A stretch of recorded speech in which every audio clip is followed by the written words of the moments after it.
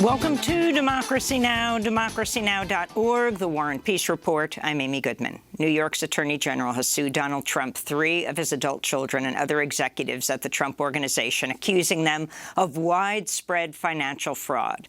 Letitia James announced the charges Thursday, saying that for over a decade, the Trumps grossly inflated their business's net worth by billions of dollars while deceiving lenders, insurers, and tax officials with false and misleading financial statements.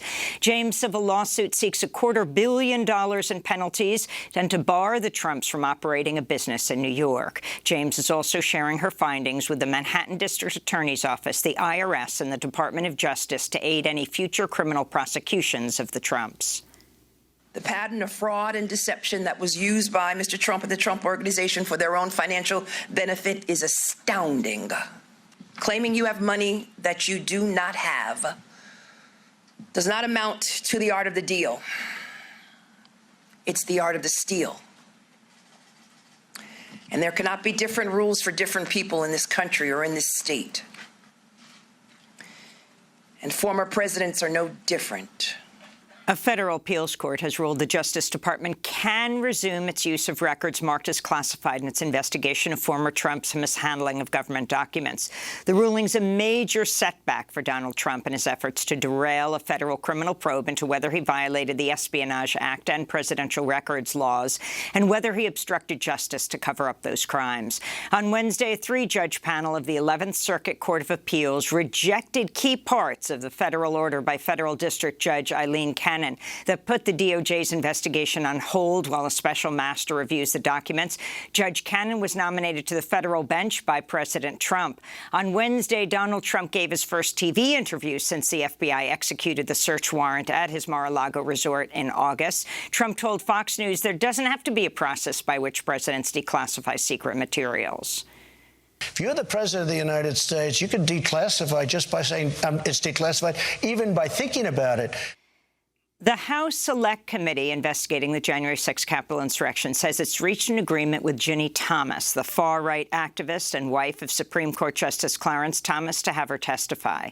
In the weeks following the November 2020 election, Ginny Thomas sent a flurry of text messages to Trump's chief of staff, Mark Meadows, urging him to take action to prevent a Biden victory. The messages included conspiracy theories popularized by the far-right QAnon movement. Thomas also attended the so-called Stop the Steal rally in Washington, D.C.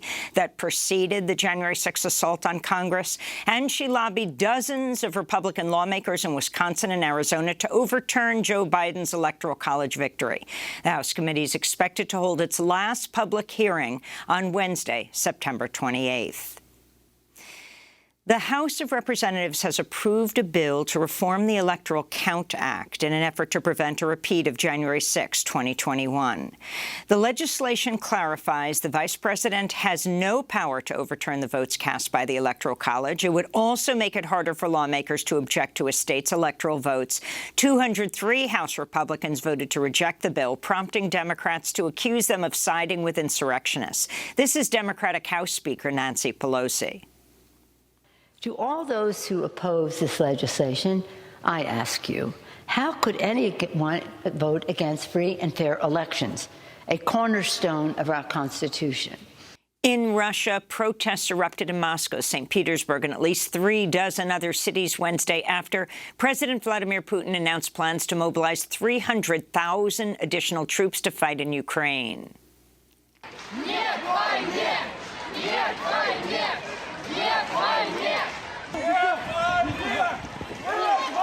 In Moscow, demonstrators chanting "Yet Voyne," or "No to War," were met by officers in riot gear who dragged them into police buses. A Russian human rights monitor says similar scenes played out across almost 40 Russian cities as police arrested nearly 1,400 people Wednesday. Russia and Ukraine have agreed to a swap that'll see 215 Ukrainian prisoners of war released in exchange for 55 prisoners held by Kyiv, including a Ukrainian businessman and an ally of Russian President Vladimir Putin. Among those set to be released are members of the Ukraine Azov Regiment, which fought a weeks-long battle against Russia in the city of Mariupol before finally surrendering in May. Meanwhile, Russian-backed separatists in eastern Ukraine have released 2 U.S. citizens and 8 other foreign nationals nationals as part of a complex prisoner exchange. The deal was brokered by the Saudi Crown Prince, Mohammed bin Salman, and the Turkish President Recep Tayyip Erdogan.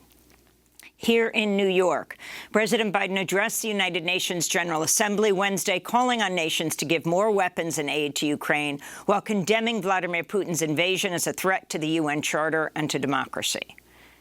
Because if nations can pursue their imperial ambitions without consequences, then we put at risk everything this very institution stands for, everything. Ukrainian President Volodymyr Zelensky also addressed the General Assembly, saying in a rare video address that, quote, "A crime has been committed against Ukraine and we demand just punishment," unquote.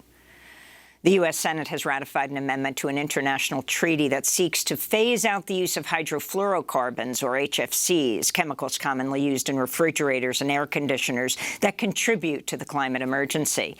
HFCs emerged as a popular substitute to fluorocarbons, which are largely banned under the Montreal Protocol, a 1987 treaty to end the use of chemicals that deplete the Earth's protective ozone layer. But HFCs are extremely potent greenhouse gases, trapping heat in the atmosphere about 1,000 times more effectively than carbon dioxide. On Thursday, 69 senators voted to amend the Montreal Protocol to phase out the use of HFCs. Senate Democratic Majority Leader Chuck Schumer celebrated the move. Experts say that phasing out our use of HFCs will help prevent up to 0.5 degrees Celsius of warming by the end of the century. Ratifying the Kigali Amendment, along with passing the Inflation Reduction Act, is the strongest one-two punch against climate change any Congress has ever undertaken.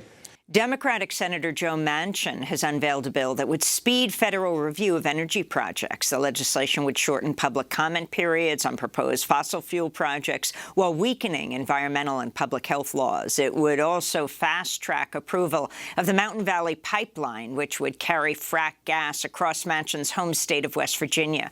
Food and Water Watch blasted the legislation as a, quote, shameless handout to the fossil fuel industry, a green light for oil and gas companies to keep on digging, drilling, fracking, and polluting, they said.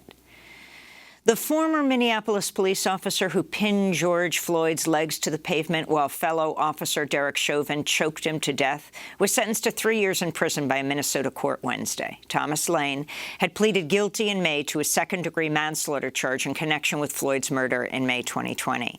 Lane is already serving a 30-month federal prison term for violating Floyd's civil rights. The Federal Reserve has voted to raise U.S. interest rates for the third consecutive time, bringing the cost of borrowing money from the Treasury above 3%. Fed Chair Jerome Powell acknowledged Wednesday the move could lead the U.S. into a recession, but said the need to battle inflation outpaced the prospect of an economic slowdown. Powell said the U.S. housing market is headed for a correction and said U.S. unemployment remains too low, with demand for labor outpacing supply. The labor market continues to be out of balance, with demand for workers substantially exceeding the supply of available workers. Fed's interest rate hikes have prompted fierce criticism from progressives and union leaders. Massachusetts Democratic Senator Elizabeth Warren tweeted, quote, "I've been warning that Chair Powell's Fed would throw millions of Americans out of work, and I fear he's already on the path to doing so," Warren said. And those are some of the headlines. This is Democracy Now!, democracynow.org, The War and Peace Report. I'm Amy Goodman, joined by Democracy Now! Co-host Nermeen Sheikh. Hi, Nermeen. Hi, Amy, and welcome to our listeners and viewers across the country and around the world.